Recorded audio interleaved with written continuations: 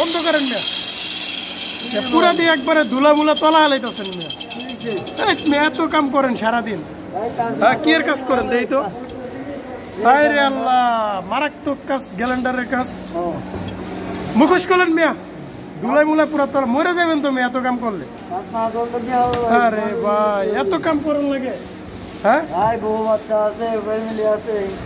আরে মেয়ে ফ্যামিলি তো সবার আছে, আমার আছে না, আপনার আছে, আমার আছে, সবার আছে। তো এরকম কাজ করে কেউ?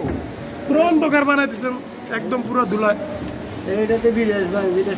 মুখোশ করলেন।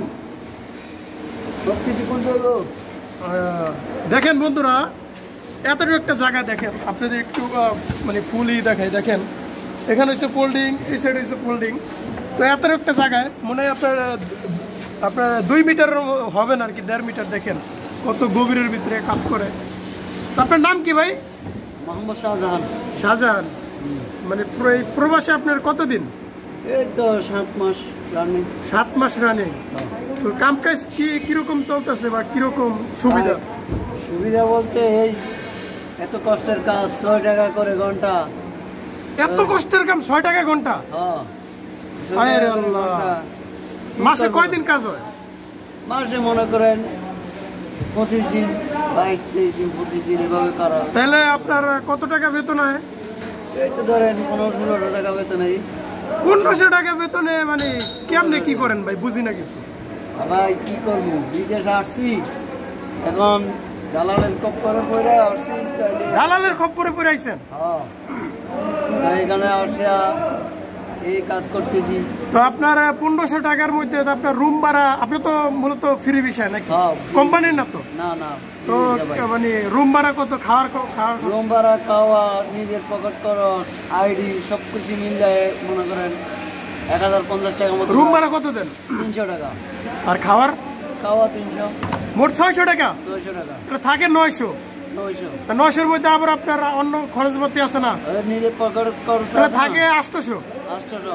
দেখেন বন্ধুরা, এই যে শাহজাহান ভাই বললো যে তিনি মানে এরকম এত কষ্টের কাজ করেও, দেখেন গরমের ভিতরে এখন বর্তমানে আপনার কাতারে প্রায় 40 ডিগ্রি উপরে সেলসিয়াস তাপমাত্রা।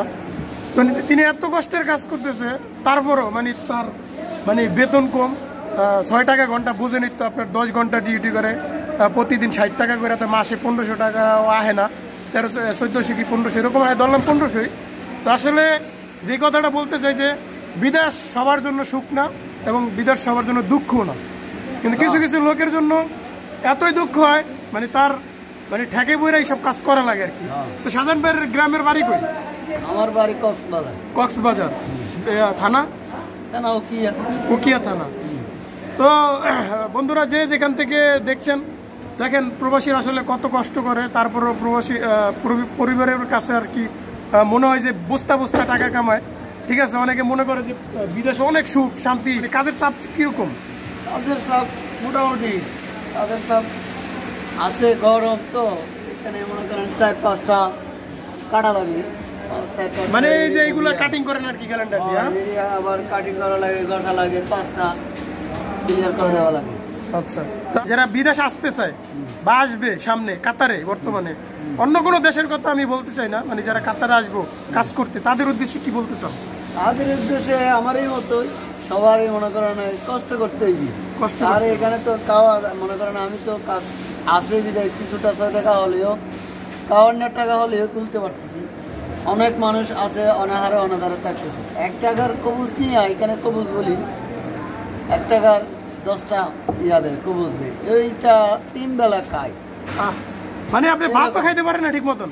এরকম না, এইরকমই লোক আছে, কিন্তু আমরা তো মনে করেন মোটামুটি খাইতে পারি।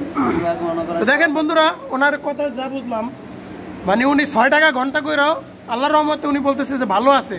এর থেকেও অনেক খারাপ অবস্থা মানুষ আছে কাতারে বর্তমানে। হ্যাঁ, যারা নতুন আসবে তাদের উদ্দেশ্যে কিছু বলে দেন ভাই শাহজাহান ভাই।